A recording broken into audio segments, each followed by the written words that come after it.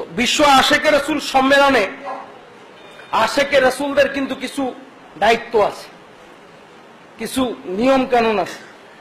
আমরা যারা সারা বছর মানত করি, সারা বছর আমরা যারা মানত করি, মানতের কমিটমেন্টটা কিন্তু করি হচ্ছে প্রতিশ্রুতি যে আমি এই বিপদ থেকে উদ্ধার হলে, এটা আমার একটা প্রতিশ্রুতি আল্লাহর কাছে যে গো দয়াল মাওলা, দয়াল খোদা, আমি যদি এই বিপদ থেকে উদ্ধার হই তাহলে এই মানত, যদি বিপদ থেকে উদ্ধার হয় এই মানত দরবার শরীফে মোর্শেদের কাছে আদায় করব। ঠিক না? ঠিক না?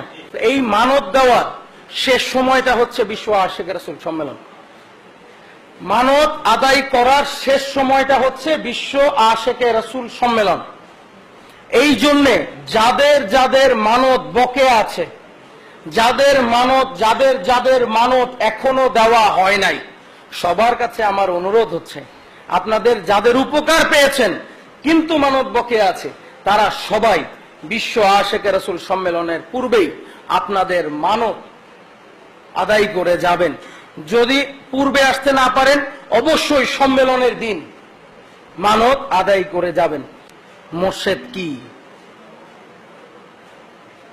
মোর্শেদ হচ্ছেন এমন একজন মহামানব যিনি মুরিদকে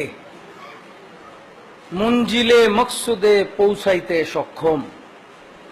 মোর্শেদ হচ্ছেন এমন একজন মহামানব যিনি মুরিদকে আল্লাহকে পাওয়াইতে সক্ষম।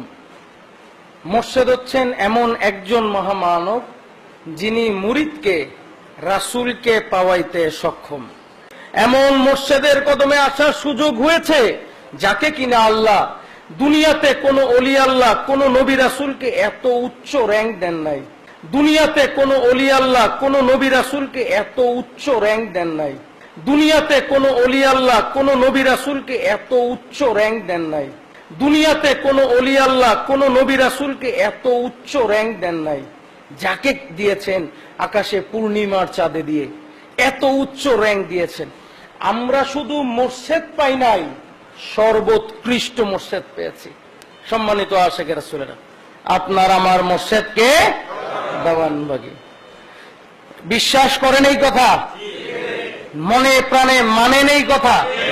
তাহলে মনে প্রাণে আজকে থেকে এটা মানেন, কিয়ামত পর্যন্ত আপনার আমার মোর্শেদ থাকবে দেওয়ানবাগী। কিয়ামত পর্যন্ত এই মোহাম্মদ ইসলামের মোর্শেদ থাকবে কে বলেন? কে থাকবে? কে থাকবে? দেওয়ানবাগী। কিয়ামত পর্যন্ত এই মোহাম্মদ ইসলামের মোর্শেদ হবে দেওয়ানবাগী। আমি স্পষ্ট রূপে দেওয়ানবাগীর গোলাম, আমি কুদরতে খোদা বলছি, চিরকাল কিয়ামত পর্যন্ত আপনার আমার মোর্শেদ হবে কে বলেন? কে হবে? দেওয়ানবাগী। যদি আপনারা এইটা মানতে পারেন, যদি এই কথা অন্তরে বসাইতে পারেন, কিয়ামত পর্যন্ত মনে রাখেন ওই মোর্শেদ আপনার কবরে যাবে আর গিয়ে বলবে আমার গোলাম ছিল, একে হাজির করো। ওই মোর্শেদ আপনার কবরে যাবে আর গিয়ে বলবে আমার গোলাম ছিল, একে হাজির করো। ওই মোর্শেদ আপনার কবরে যাবে আর গিয়ে বলবে আমার গোলাম ছিল, একে হাজির করো। সম্মানিত আশেকে রাসূলেরা, মুক্তি দেওয়ার ক্ষমতা আমার নাই। আমি শুধুমাত্র মোর্শেদের কাছে আপনার জন্য সুপারিশ করতে পারি মাত্র। মুক্তিদাতা কে বলেন? দেওয়ানবাগী। ঠিক না? ঠিক না? মুক্তি দেওয়ার ক্ষমতা কার? মুক্তির সুপারিশকারী কে? আল্লাহর কাছে সুপারিশকারী কে? আল্লাহর কাছে সুপারিশকারী কে? আল্লাহর কাছে সুপারিশকারী কে? মনে থাকবে, যদি এই কথা চিরকাল অন্তরে রাখতে পারেন, বেঈমান হবেন না।